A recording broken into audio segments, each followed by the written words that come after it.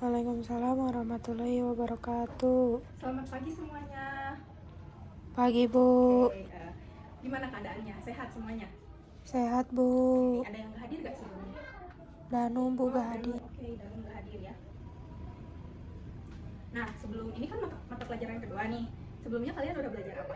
Tematika. Belajar matematika? Oke, matematika. Bagus ya. Nah, hari ini mau belajar tentang ekonomi. Atau kita lebih cenderung ke ekonomi akuntansi. Nah, di sini materinya itu ada akuntansi sebagai sistem informasi dan konsep persamaan dasar akuntansi. Di sini ada yang udah tahu belum? Akuntansi sebagai sistem informasi itu apa? Oke, silahkan Tiara. Bagai pelaporan keuangan. Nah, betul sekali. Yang lainnya ada yang tahu? Untuk pengambilan keputusan. Udah pada tahu nih, udah bagus ya. Nah, selanjutnya kita langsung aja ya, kasih materinya. Nah, di sini yang pertama itu ada tujuan pembelajaran.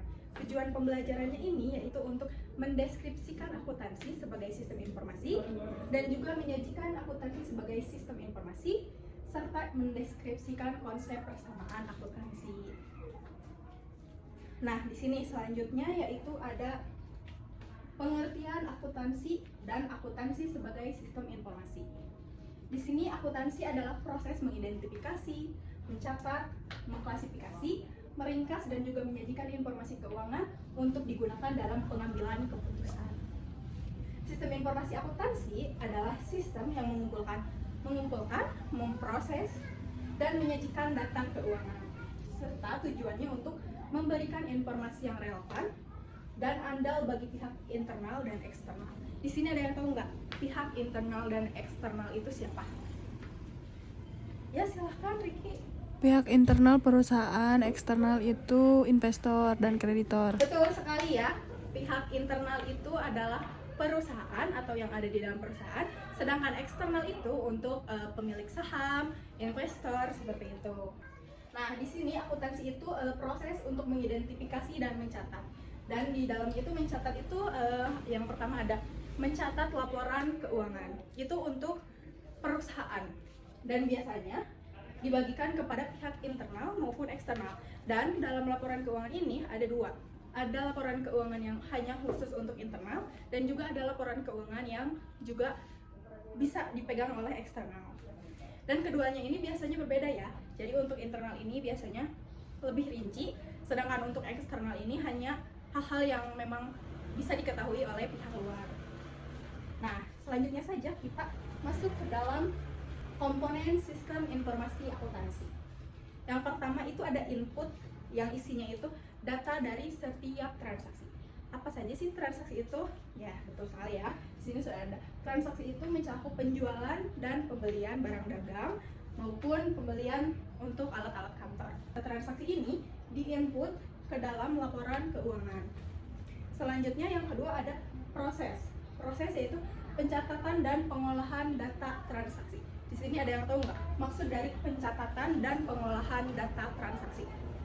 Setiap transaksi dicatat dalam laporan keuangan, Bu. Nah, betul sekali yang dijawab oleh Tiara. Bahwasannya pencatatan itu mencatat tentang data transaksi ataupun penjualan atau pembelian dari setiap transaksi perusahaan itu dilakukan proses pencatatan. Setelah itu dilakukanlah pengolahan data transaksi. Jadi diklasifikasikan apakah ini penjualan, apakah ini pembelian barang dagang ataupun pembelian untuk barang-barang di kantor. Selanjutnya di sini ada keluaran laporan posisi keuangan yang mencakup neraca, laba rugi, dan arus kas. Di sini ada yang tahu nggak laporan keuangan itu seperti apa bentuknya? Ada neraca, laba rugi, dan arus kas, Bu. Nah, betul sekali ya. Laporan keuangan itu mencakup neraca, laba rugi, dan arus kas. Di dalam neraca sendiri itu ada berbagai akun, ada akun aset ataupun liabilitas, aktiva ataupun pasifa. Selanjutnya yaitu ada umpan balik atau evaluasi untuk pengambilan keputusan. Dari laporan posisi keuangan tersebut, dari pencatatan transaksi dan segala macam yang telah dilakukan, kemudian akan dilakukan umpan balik untuk mengambil keputusan apakah perusahaan rugi atau untung. Seperti itu. Nah, evaluasinya itu untuk mengambil keputusan apakah kita harus membenahi perusahaan jikalau perusahaannya rugi. di sini ada fungsi akuntansi sebagai sistem informasi. Yang pertama yaitu menyediakan informasi keuangan bagi manajemen. Manajemen itu ada di mana? Di dalam perusahaan. Jadi informasi keuangan ini digunakan untuk ya seperti yang dikatakan tadi, untuk pihak eksternal dan pihak internal. Dan menyediakan informasi keuangan bagi manajemen ini agar manajemen lebih mengetahui apakah ada barang jual yang kurang, barang dagang yang kurang, ataupun ada yang harus ditambah. Yang kedua itu menjadi dasar dalam perencanaan dan pengendalian. Laporan keuangan ini juga atau akuntansi ini juga berfungsi sebagai dasar dalam perencanaan dan pengendalian. Jadi perencanaan untuk apakah kedepannya kita akan menambah kas dengan menambah investor dari luar, seperti itu. Dan juga untuk pengendalian agar keuangan tetap dalam jalannya, tetap dalam jalurnya, tidak melebihi kapasitasnya. Selanjutnya yaitu memenuhi kebutuhan informasi pihak eksternal. Nah, siapa aja nih yang tahu pihak eksternal itu siapa aja? Boleh silahkan Ricky. Investor dan kreditor. Betul sekali Ricky, benar banget ya. Untuk kebutuhan informasi pihak eksternal ini mencakup investor, kreditor, ataupun pemerintah. Biasanya laporan keuangan untuk ketiga entitas tersebut itu berbeda-beda. Biasanya yang lebih rinci itu untuk pihak eksternal perusahaan. Biasanya untuk investor itu hanya ditunjukkan keuntungan maupun kerugiannya dan juga dividen yang akan dibagikan kepada para investor. Selanjutnya di sini kreditor. Kreditor juga berbeda laporan keuangannya. Selanjutnya untuk pemerintah sudah jelas itu pasti berbeda dengan untuk investor dan juga untuk kreditor. Next, sebelumnya ada yang mau ditanyakan dulu? Oke, cukup ya, mudah dipahami semuanya?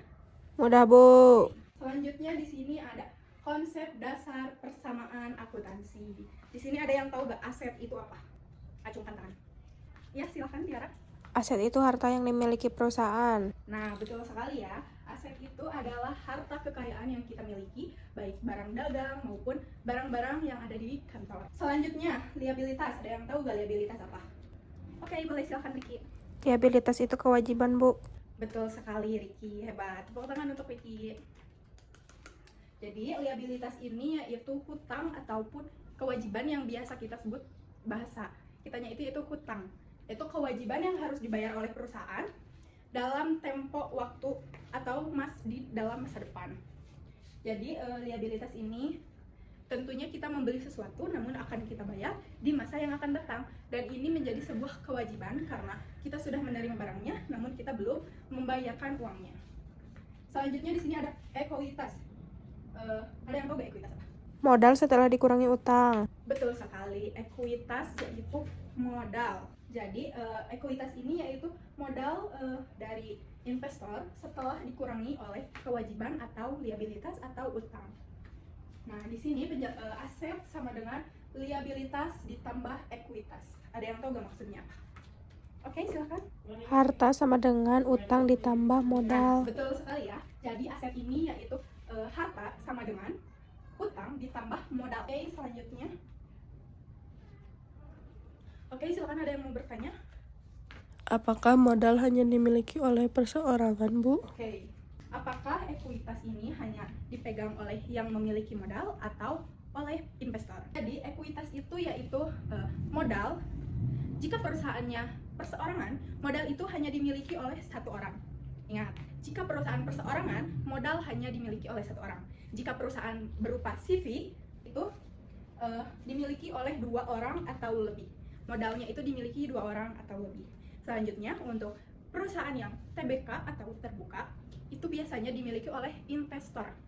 Jadi oleh beberapa investor yang menanamkan sahamnya di satu perusahaan. Nah, seperti itu. Jadi modal ini itu tidak hanya dimiliki oleh satu orang, tapi sesuai dengan perusahaannya. Jika perseorangan hanya dimiliki oleh Satu orang. betul sekali.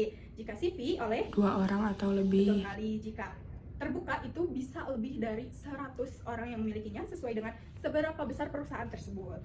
Cukup? Oke, lanjut. Di sini kita akan membahas contoh penerapan persamaan akuntansi. Di sini contoh transaksinya yaitu pemilik menyetor modal sebesar 10 juta. Oke, siapa aja nih yang tahu kemana aja masuknya uang ini? Boleh, silahkan Tiara. Kas bertambah, modal bertambah. Oke, kas bertambah dan juga modal bertambah. Oke, betul sekali Tiara. Aset bertambah itu di kas pada debit dan juga ekuitas bertambah 10 juta pada kredit. Selanjutnya, betul sekali ya Tiara, keren sekali Tiara dan Rizky sejak tadi menjawab. Coba yang lainnya ya, lebih aktif lagi dalam bertanya. Kalian sebelumnya nih ya, Ibu ingin bertanya, kalian di sini ada yang pernah lihat gak perusahaan perseorangan itu contohnya seperti apa? Warung, Bu. Betul sekali, warung itu biasanya dimiliki oleh satu orang, apalagi jika warungnya itu warung kelontong, itu biasanya hanya dimiliki oleh satu orang. Jika CV itu 2 orang atau betul lebih. sekali, biasanya pabrik itu dimiliki oleh 2 orang atau lebih. Selanjutnya, PT, Bu. oke, untuk perusahaan terbuka itu PT itu biasanya dimiliki oleh investor dan biasanya itu banyak pemiliknya, tidak hanya 1 ataupun 2 orang atau 3 orang, biasanya banyak puluhan ratusan sesuai dengan banyaknya slot investasi yang mereka beli. Selanjutnya di sini ada peran persamaan akuntansi. Di sini ada yang tahu belum apa aja nih peran persamaan akuntansi?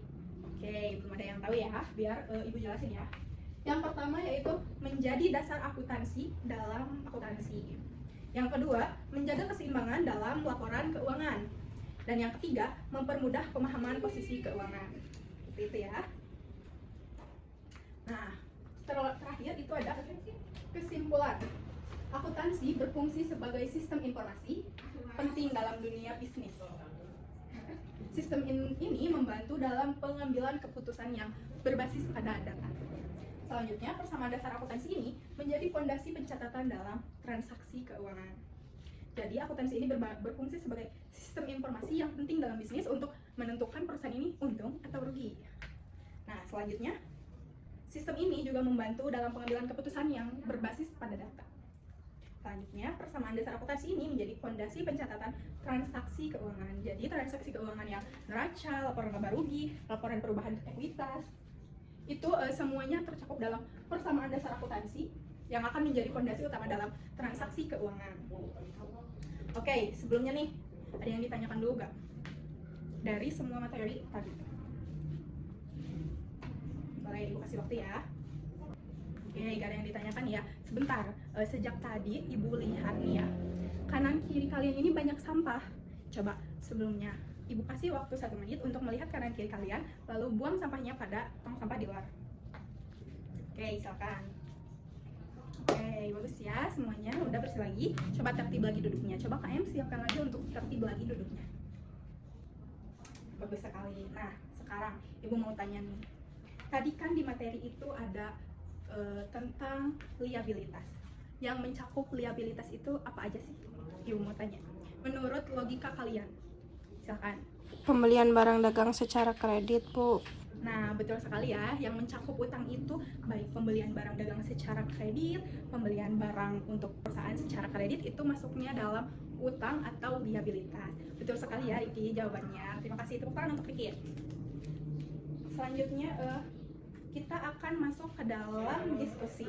Oke, di sini Ibu ingin kalian berkelompok, lalu buat kelompok 5 orang.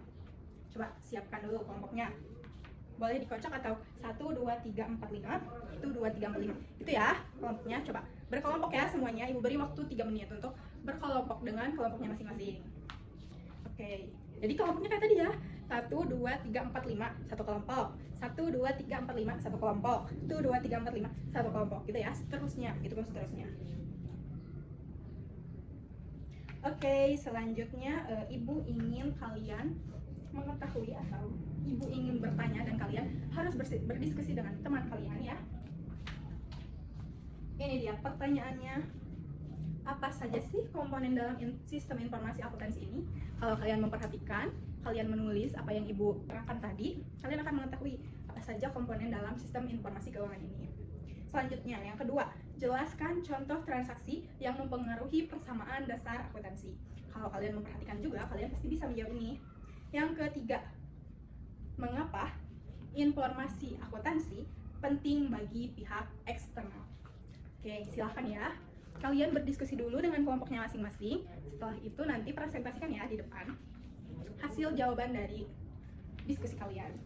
Ibu beri waktu 5 menit ya. Oh, nggak cukup ya? Udah 10 menit Ibu beri waktu. Oke, waktunya sudah habis. Coba sekarang perwakilan dari 2 kelompok saja berdiri di bangkunya masing-masing, lalu mempresentasikan atau memaparkan hasil diskusi kalian sama kelompok kalian. Coba, oke, Ricky, silakan.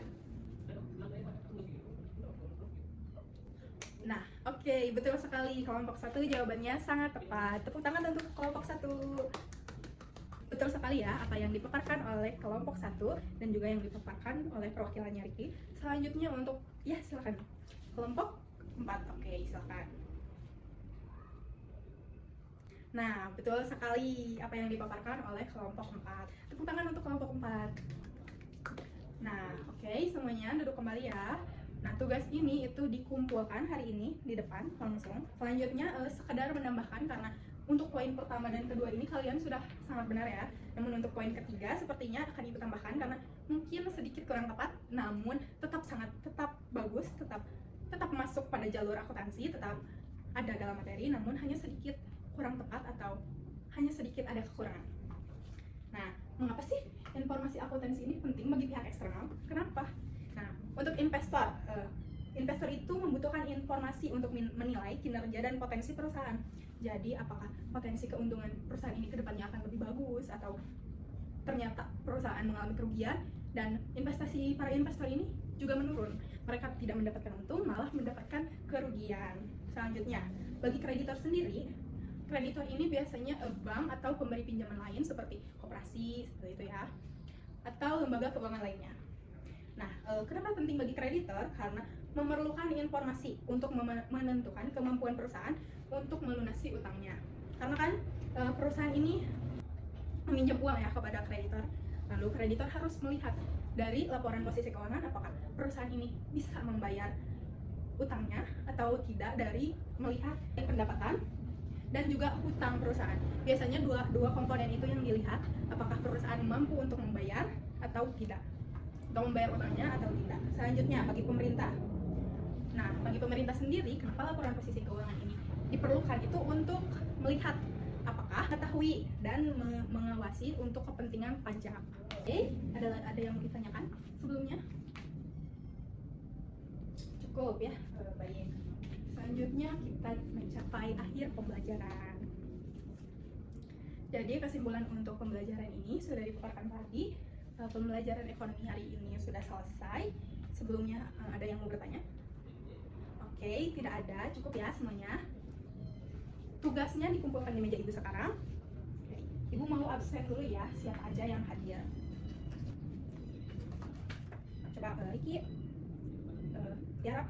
Oke, ya semuanya hadir. Oke, pembelajaran ekonomi hari ini cukup sekian. Terima kasih untuk anak-anak yang sudah berpartisipasi aktif dalam pembelajaran. Sampai bertemu di minggu depan. Wassalamualaikum warahmatullahi wabarakatuh.